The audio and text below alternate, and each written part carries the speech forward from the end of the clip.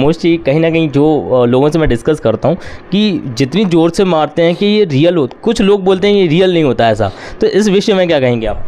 ये सबसे favourite question है, क्योंकि जिन लोगों से मिलता हूँ, चाहे कहीं की मीडिया हो या स्पेशली अपने भारत के कहीं कोई भी मीडिया हाउस से लोग हों या कुछ भी हों, वो सबसे पहला सवाल उनका ये होता है और हमेशा मैं इसका जवाब बहुत अच्छा। नमस्कार, आप देख रहे हैं पब्लिक लाइव न्यूज़। मैं आपके साथ जुड़ चुका हूं विकास रावत। जैसा कि मैं पहुंचा हूं डबरा में, और डबरा में एक ऐसी शख्सियत से मैं रूबरू हो रहा हूं जो कहीं ना कहीं पूरे भारत का एक नाम बहुत बड़े स्तर पे, विश्व स्तर पर ले जाने का काम किया है। और मैं आपको बता दूं, वो उन्होंने एक ऐसा नाम बनाया है, चाहे वो बॉलीवुड हो, चाहे वो विदेश में अगर WWE की बात करें तो एक बहुत ही अलग नाम से उनको जाना जाता है, सांगा के नाम से। और मैं आपको बता दूं, आज उनसे मैं आपको इंट्रोडक्शन कराने वाला हूं। हमारे बीच में जुड़ रहे हैं सौरभ गुर्जर, जो कि डबरा से, कहीं ना कहीं डबरा में उनका जन्म हुआ है। और आज हम उनसे बहुत सारी बातें करने वाले हैं। सबसे पहले होली की बहुत बहुत शुभकामनाएं सर।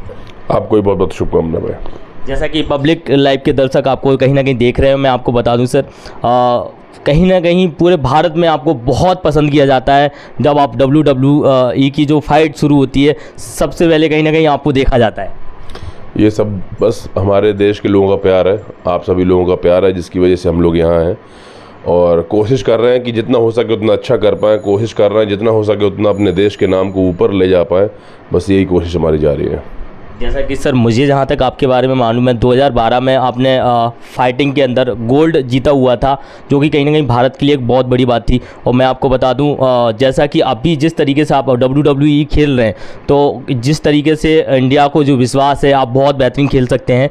तो कहीं ना कहीं आज के जो युवा हैं, जो आज कई सारे डायरेक्शन में जा रहे हैं, जिस तरीके से आप एक देश का नाम बहुत ऊपर लेके जा रहे हैं, उन युवाओं को क्या मैसेज रहेगा? देखो, भविष्य युवाओं का ही होता है। कोई भी देश हो, उसके युवा ही उस देश का भविष्य है, चाहे हमारा देश हो या कोई भी हो। तो युवाओं को ज़्यादा ध्यान देने की ज़रूरत है आगे आने वाले समय में। समय बदल रहा है, टेक्नोलॉजी बदल रही है, लोगों का काम करने का तरीका, लाइफस्टाइल, सब कुछ चेंज हो रहा है। तो बस मेरा युवाओं से कहना यही है कि आप जो भी कर रहे हैं, जिस भी काम को आप कर रहे हैं, उसको बहुत अच्छे से करें, लगन के साथ करें, अपने विश्वास के साथ करें। और एक बात और मैं बोलना चाहता हूँ, आजकल सोशल मीडिया का दौर है और मैं देख रहा हूँ कि सोशल मीडिया पे लोग कुछ भी बनाए जा रहे हैं। तो युवाओं से मेरा कहना ये है कि किसी भी कंटेंट में ना फंसें।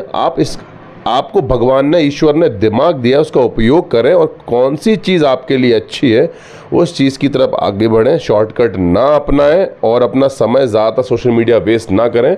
अपनी पढ़ाई, अपने स्पोर्ट्स और अपने आगे वाले भविष्य की प्लानिंग में अपना टाइम ज़्यादा इन्वेस्ट करें। जैसा कि मैं आपको बता दूं सौरभ सर, एक चीज़ मैं जानना चाहूँगा। जैसे आपकी एक शुरुआत हुई थी, आप एक छोटे से कहते हैं एक तहसील लेवल से, एक डबरा से आप कहीं ना कहीं निकल के गए हैं, एक बड़ा मुकाम आपने कहीं ना कहीं हासिल किया है। शुरुआत कैसे हुई? मतलब आप सबसे पहले बॉलीवुड में गए, आपने एक भीमगढ़ रोल महाभारत में कहीं ना कहीं आपने किया है, कई सारे रोल आपने बॉलीवुड के अंदर किए। लास्ट आपने अभी ब्रह्मास्त्र मूवी में एक बहुत बेहतरीन रोल आपने अदा किया। तो कैसे शुरुआत हुई और कैसे एक सक्सेस को आप पाते गए? सबसे पहली बात तो ये आपकी क्वेश्चन में जो आपने बोला कि आप यहाँ से निकल के गए हैं, तो पहले गया मैं कहीं नहीं हूँ, मैं यहीं हूँ, लौट के भी यहीं हूँ और यहीं आने वाला हूँ। थोड़ा मुश्किल होता है एक छोटे कस्बे के लोगों के लिए। जब आप अगर टीवी इंडस्ट्री की बात करें, मुंबई की बात करें, जब आप मुंबई जाते हैं, वहाँ का माहौल बहुत अलग है, बात करने का तरीका बहुत अलग है। तो कई सारी चीज़ें ऐसी होती हैं जो छोटे शहर के लोगों को बहुत ज़्यादा फेस करनी पड़ती है। कल्चर वाइज मान लीजिए आप, या लैंग्वेज जो वेरिएशन है उसकी वजह से मान लीजिए, तो दिक्कतें हैं। बट ये भी कंफर्म है कि जो छोटे शहर कस्बे के लोग हैं या छोटे शहर के लोग हैं, ये बहुत मेहनती होते हैं, ये लगनशील होते हैं। ये अगर भिड़ गए ना किसी काम को लेके तो वो करके ही मानते हैं। तो मुश्किलें हैं बट नामुमकिन नहीं है हम लोगों के लिए। बॉलीवुड का तो ये है कि आप अपना देश है, अपने देश में रह के आप कैसे भी मैनेज कर ही पाओगे। सिर्फ हाँ, स्टेट्स, अगर डिफरेंट स्टेट में थोड़ा लैंग्वेज बैरियर है, बट आप कर सकते हो।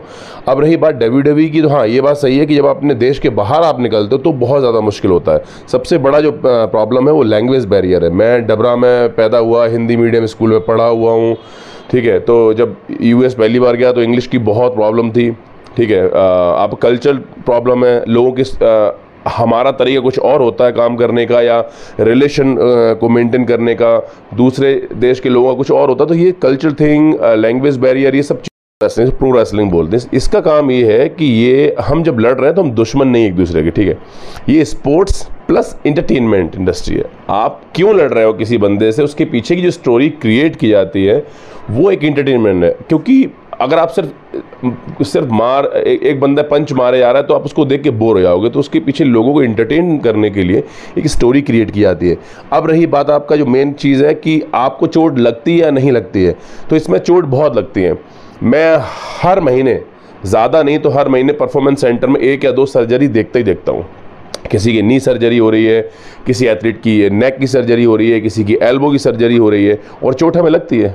मैं मंडे को मैंने मैच ख़त्म किया और ट्यूसडे को जब मैं यहाँ आया तो मुझे समझ नहीं आया। मैं यहाँ के नेक्स्ट डे वेडनेसडे को जब मैं नहा रहा था मुझे पता लगा कि मेरे यहाँ पे इतना बड़ा मार्क है कि बहुत ज़्यादा था इसमें। मुझे फिर याद किया मैंने कि मैच में किस मोमेंट में जी लगी। तो चोट लगती है, बट हम लोग कोशिश ये करते हैं कि हम एक दूसरे को इस तरह से चोट पहुँचाएँ कि वो चोट इतनी गहरी ना हो या इतनी बड़ी ना हो कि जो उसका करियर ख़राब हो या डैमेज हो। तो हम लोग कोशिश करते हैं कि जो हिट कर रहे हैं या जो भी कर रहे हैं वो सेफ़ प्लेस पर करें। सो हम लोग फेस को बचाने की कोशिश करते हैं कि फेस पे ऐसा कुछ ज़्यादा ना हो, और चोट लगती है। सारे मूव आप जो देखते हो, ऊपर बंदा गया, ऊपर से वो गिर रहा है, नेचुरल सी बात है। आप कभी बेड पे नॉर्मल खुद ही गिरोगे तो आपकी गर्दन को झटका लग जाएगा। हम तो रिंग के उस फ्लोर पे कूदते हैं या उस पर गिरते हैं। तो ये प्रोफेशनल ट्रेंड होते हैं। हमें ट्रेंड इसीलिए किया जाता है कि आपकी बॉडी अब लैंड हो रही है तो आपको कैसे लैंड करना है जिससे कि आपको चोट कम लगे, इम्पैक्ट कम हो। सो चोट लगती है, ये रेसलिंग भी रियल है। हाँ, इसकी पीछे की जो स्टोरी है वो एक एंटरटेनमेंट के लिए प्लान की जाती है, बनाई जाती है।